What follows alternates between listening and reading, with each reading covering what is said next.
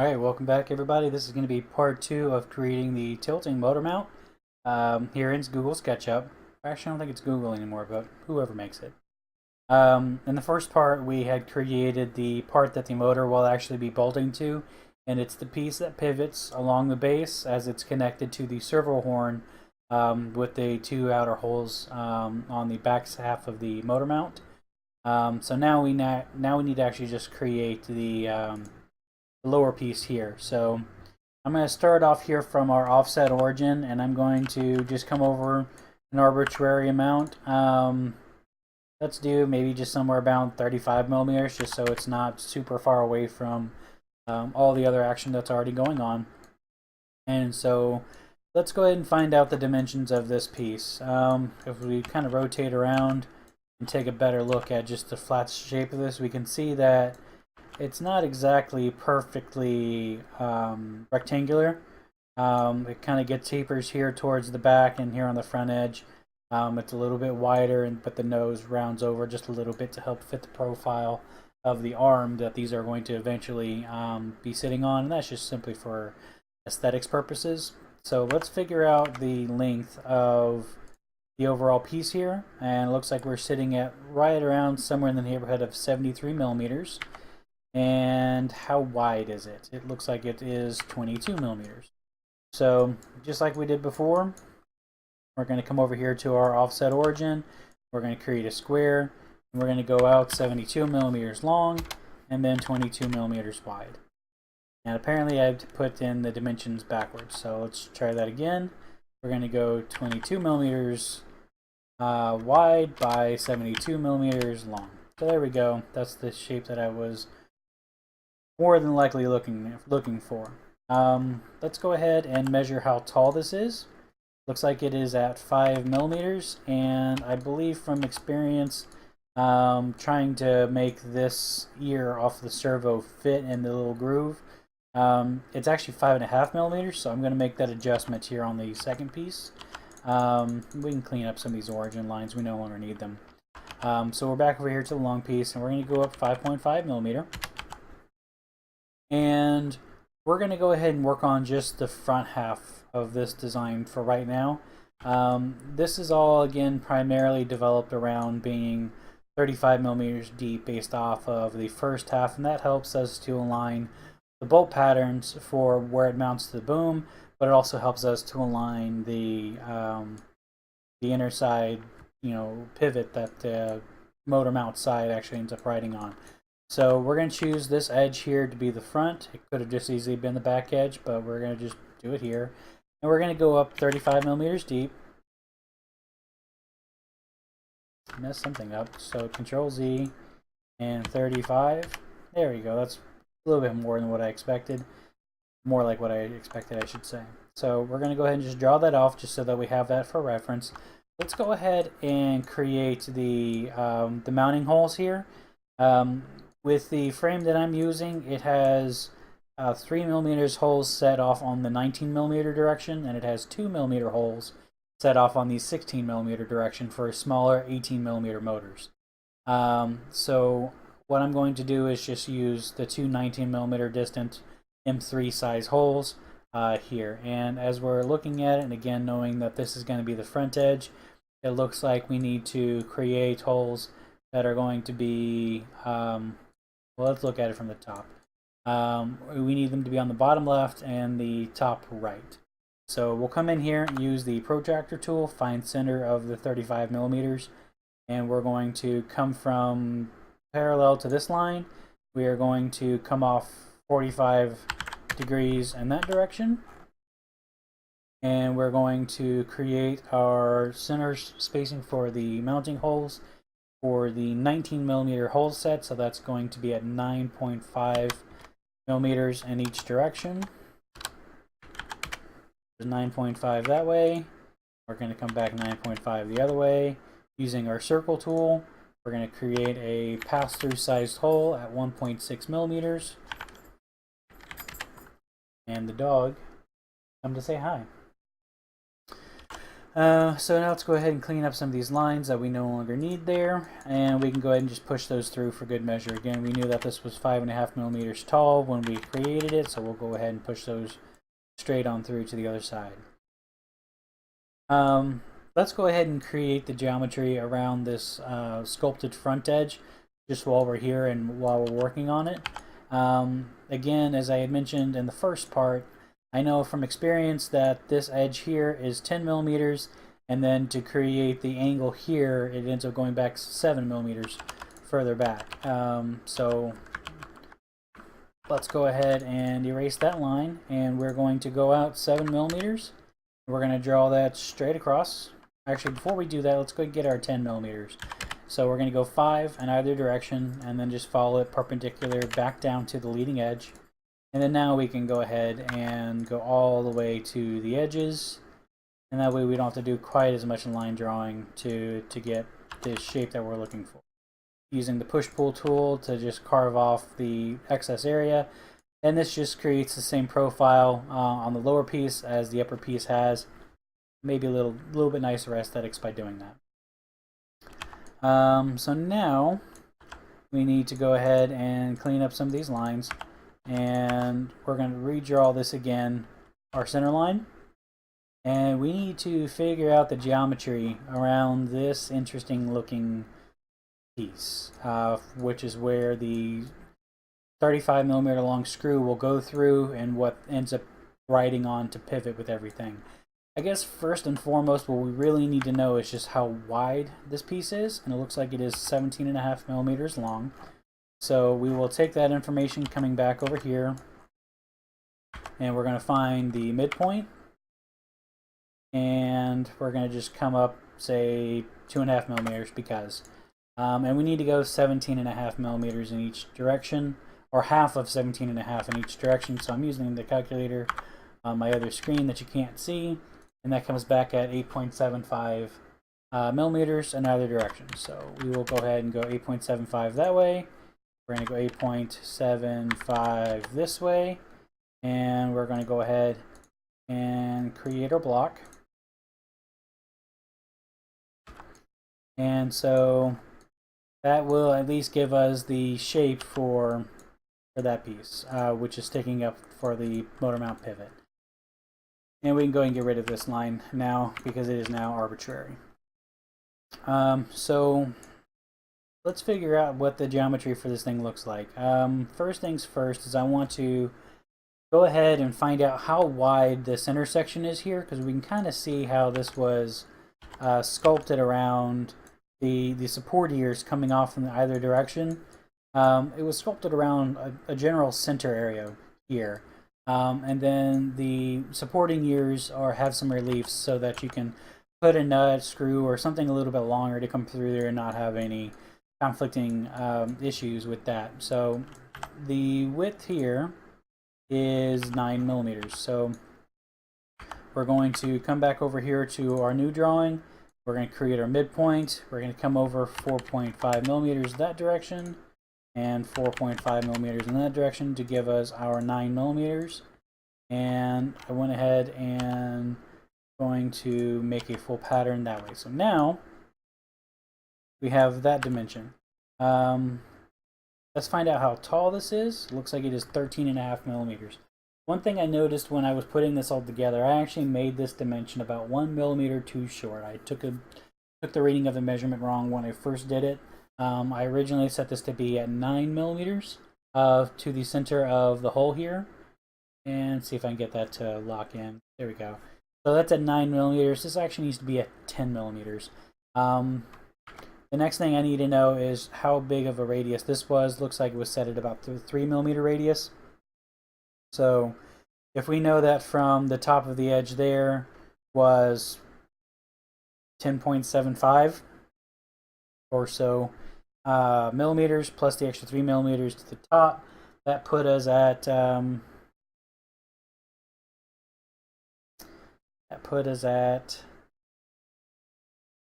13.75.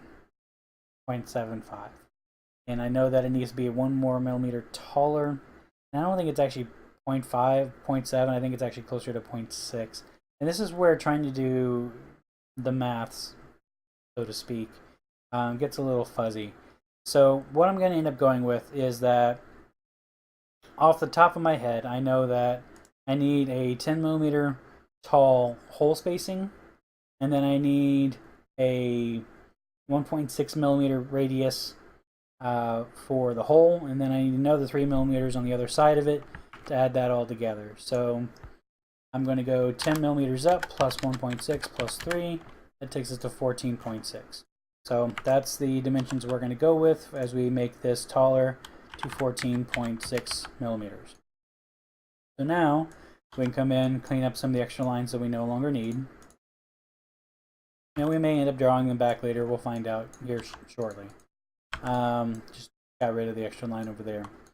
Again, one of the biggest things I was just harping on is that I know that from the center of this line here, I need to come up 10 millimeters to create the hole for the pass-through size screw. And we're going to take that, push it all the way through to the back edge, and we can see that it made the hole all the way through there. Great. But before I do that, I actually need to go ahead and round over this top edge.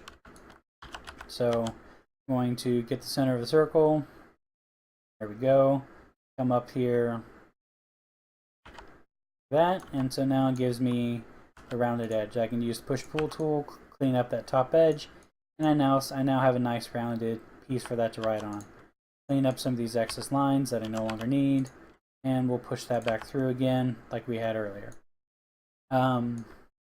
So now we have the general geometry for creating the pivoting point from the motor piece to the base piece.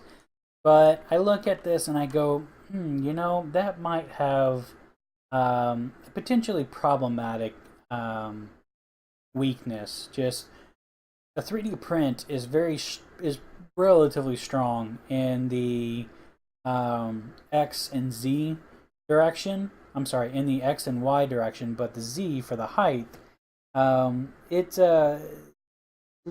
because it's printed one layer at a time, whether it's 1/10 of a millimeter or 2/10 of a millimeter or 3/10 of a millimeter, the weakest point is always going to be on the Z-axis because there's always going to be one layer that will fail before the others. So it's creates what's known as a delaminating situation, and that will cause the piece to fracture and break and cause other structural integrity issues that will end up breaking elsewhere. So when we're designing pieces, we want to give it enough material to have good surface adhesion from layer to layer, and just having this piece that is 9 millimeters wide by 17.5, it could very well be strong enough, but we have all this empty space over here. I would really like to just put in some extra reinforcement to make life a little happier about that. So we're going to go ahead and come down from the center of the side of that circle that we created earlier, and we're going to come down the 1.6 millimeters that is the radius of the circle, and I'm basically trying to line up with the base of the circle here. I could very well come from up here down, but by doing that I'm actually having, well, hang on.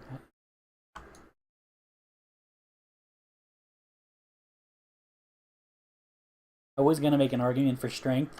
However, I'm not sure it's actually an argument worth having. So I'm just going to go with, I'm doing this for aesthetic reasons. So I'm going to come over here, and I'm going to draw a line out here, and I'm going to just draw the angle. Whatever angle that is, don't really care. I'm just creating that shape.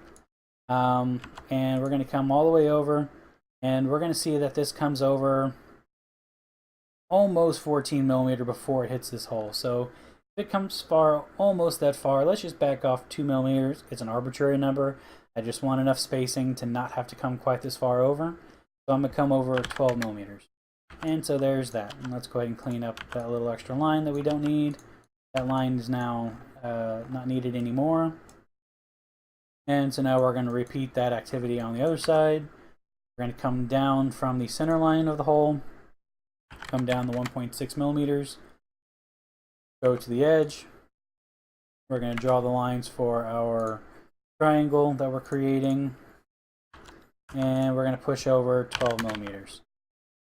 And for some reason, SketchUp decided to change the color of the surface. No big deal, just click on it, say reverse faces, click on it, reverse faces, and it makes everything white again. So just kind of glancing things over again, clean up that line that's no longer needed. Looks like we've got a little extra there. Oh, well, that's why it probably flipped on us. Let's see if we can try to clean this up. So we ran into this issue a little bit earlier where just shapes and geometry just doesn't play nice for one reason or another in SketchUp. Even though we're doing everything pretty straight and square, there shouldn't be much of a reason for it. So we're going to have to clean up this circle, and again, because it's dark, if I click on it, it's trying to select the entire space under this piece, and it's going to cause some erroneous activity. So we're going to end up cleaning that up. We're going to find the center point. We're going to come off on one of the axes, get rid of the circle, and then just redraw it again, and that will magically take care of the issue. So, and I just went from the surface here down to the lower surface here, so that it automatically will clean up through there, and there we go. And we can get rid of that line, and so there we go. One thing I want to point out here is that the spacing from the circle to this piece here, it's a little tight. You might be able to just get a screw in there. You might be able to get a capture nut in there, but just to make life a little easier, let's try to carve out a little piece just to give it a little more clearance. Over here, it looks like I went with a 2.3 millimeter-ish carve out, and I know it's actually at a 45-degree angle, so it's symmetrical. So we'll come over here to this piece, and we'll go over let's do 2.5 just to make things a little bit more friendly. And we'll go up 2.5. And we'll come back across. Now we're going to create our diagonal of what we're pushing out. Clean up some of these extra lines that are no longer needed. Use our push-pull tool. We'll come back to that edge. And there we go. Now we have a nice amount of relief for that in there. And we're just going to repeat this on the other side.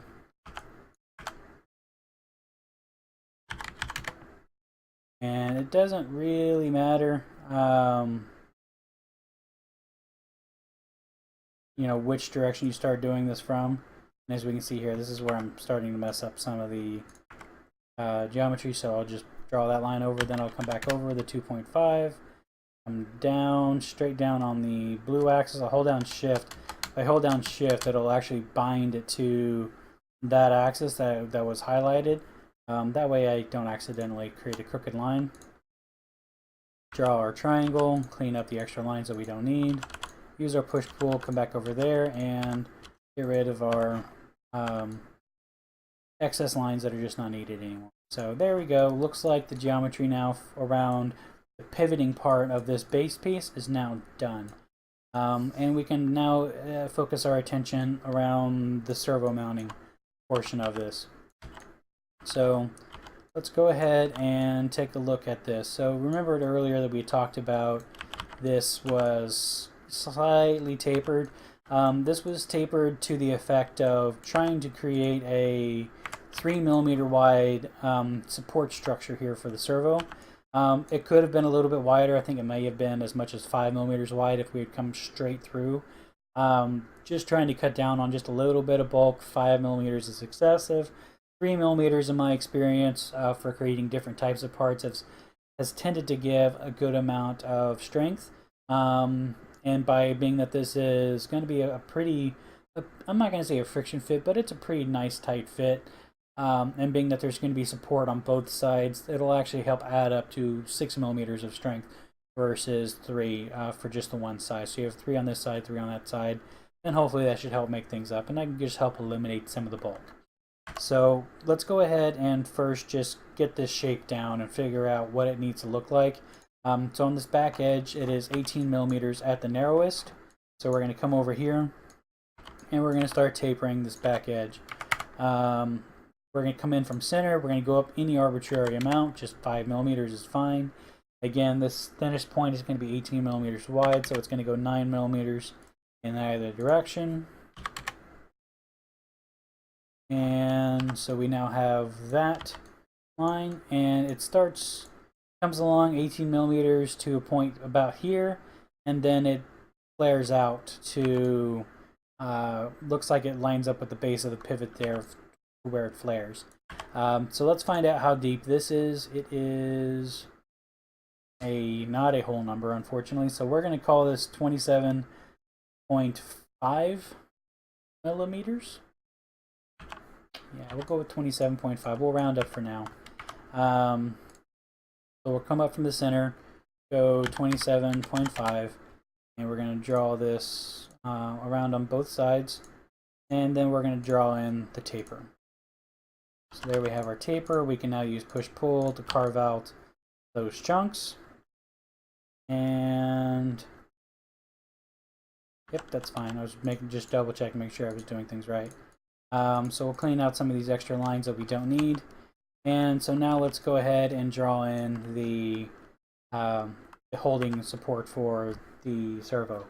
Again, we discussed earlier that this is 3 millimeters wide, and from the inside of the saddle, it is going to be 15 millimeters tall. So we'll come over here, and we're going to, because this is, oh wait a second, yeah, I did do that wrong, didn't I? Because these edges need to be straight, not tapered. It tapers,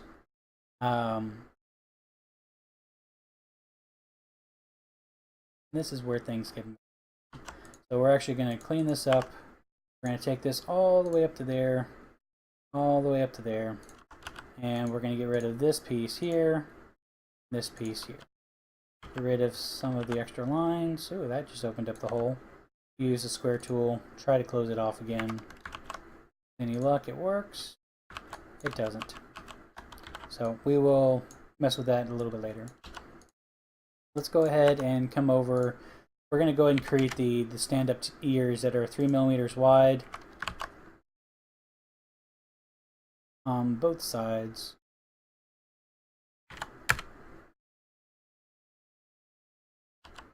Go ahead and clean that up. And now we can push that up 15 millimeters. Push that up 15 millimeters. And we will double check our dimensions. Here is about 12 millimeters. Come back over here and double check the dimensions. 12 millimeters, so close enough. Again, we don't need an absolute perfect tolerance. We just need to get within half a millimeter in most cases. So now we can go from this edge here to there, get rid of that line.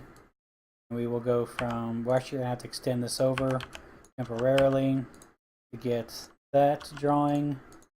And now we can actually delete it and use push-pull, clean that up. Use push-pull, clean that up. So there we go. So there's the taper we had from the other piece. What we need to do now is we need to just do a couple more little cutouts here, and I think we might be about done with getting this piece designed and just about ready to print. Last couple pieces we need to do is the rectangle cutout for the ear off the servo and the cutout for the signal and power and ground that comes out of the servo.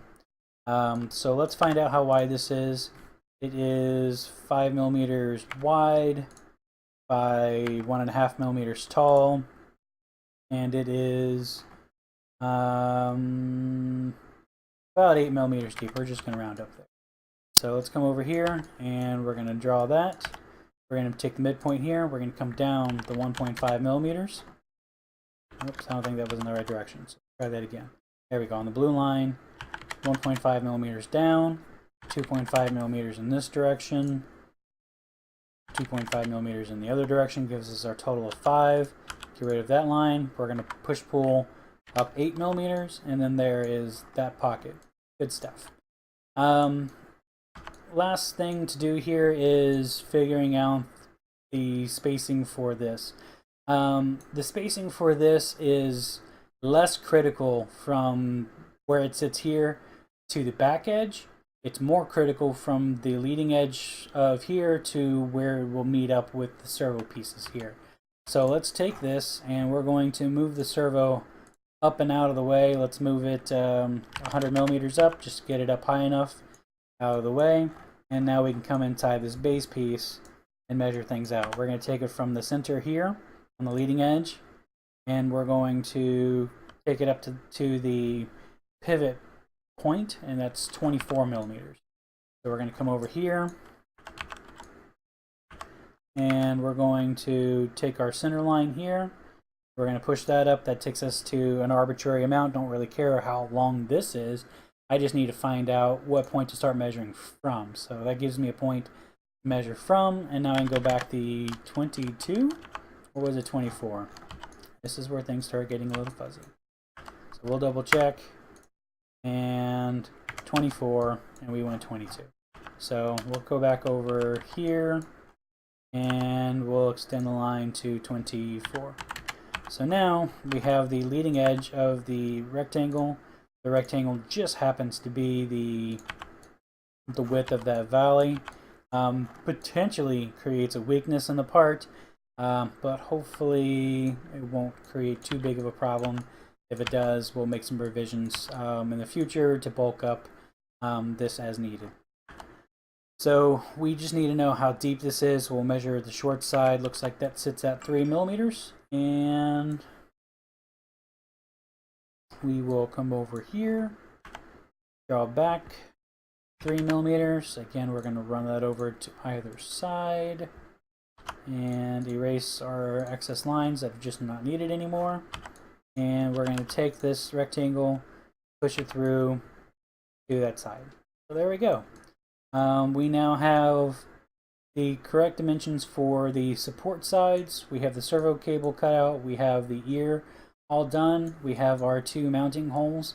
We have the geometry with the supporting angled arms fitting in there. And so now in theory we can try putting these 2 pieces together and see how they fit. What I'm going to go ahead and do is, because in SketchUp there's individual components, and right now the way we've been drawing is they're all individual components. If I was to try to move a face like this, it greatly distorts the whole thing, and that's not pleasant. What you can do is to move the entire piece.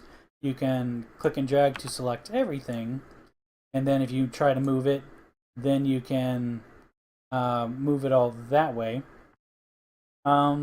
Or with what you do is you just select it all, hit G to create a component, and you can name this whatever, it does not matter, but basically you're just creating this set of objects as a component. So now if I click on it, we'll select the entire component, and I can rotate it, and I can do everything. I can move it, rotate it, and just move it around all as one group. And if I need to edit it, then I will come in and double click on it, and then everything else kind of got dithered out. But now I'm in here working on just this piece. So, and now I'm going to do the same thing for the base piece. Hit G, there's the next component. So now these 2 pieces have been made components. So since this is right now kind of oriented in a way that it'll kind of go on a 3D printer, it's not the actual way that it's going to sit. So let's flip over the motor side of this assembly by using the rotate tool. And we're going to just click on it anywhere, and we're going to rotate it 180 degrees. So now it's been flipped over, and again, because we made that a component, everything got flipped over together. The hardest part here is going to be trying to get everything lined up here. So what I'm going to do is I'm going to draw outside of the component. I'm going to come out on the green axis, which is parallel to the rest of the piece, and I'm going to come out 8.75 millimeters. And by doing that, that should be the same width from there to there. And it rounds to 8.8, but it's actually 8.75. By creating this line, it'll give me something to try to snap when I go to move the motor piece. And I'm going to go from the center of this hole, and I'm going to try to bring it up and over to meet the end of that line that I created. and it wants to snap there when I get relatively close to it. And so now when I click, I can get rid of that line because it was just there temporarily. And we can look, the two pieces are lined up like they should be. And we can look, oh, ooh, we got some of our geometry wrong. So we can see that there's a misalignment on the back end, but on the front end, it is okay. So somewhere along the way, we messed up drawing this back edge.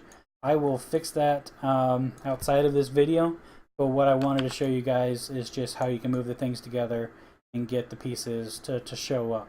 If you might notice here that there is a gap between the pivot point here and the motor side of this assembly.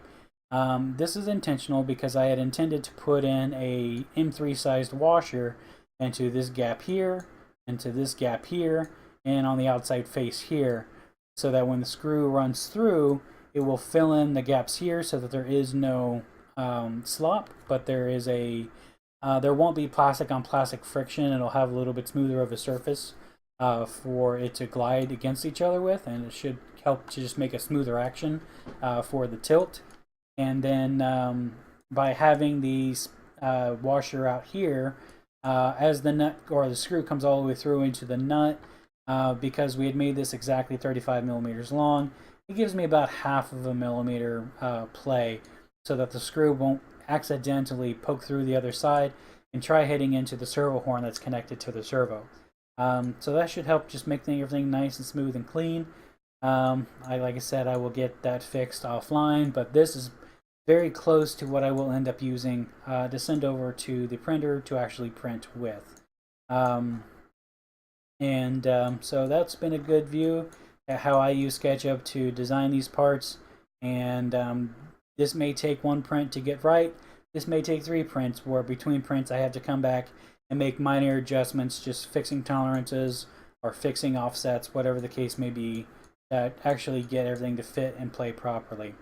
I will try to have a video of the process that I use from going from what you see here in SketchUp to sending it to the slicer that I use that creates the G code for the printer, and then the process that I use to send that model to the printer, and maybe a nice little time-lapse video of the parts being printed. Thank you for watching, and if you have any questions, I will be posting this in a thread on Flight Test, and I will try to link that in the description below in case you want to go follow up with this line of discussion. And I look forward to answering any questions that you might have. Have a good day. Thanks for watching.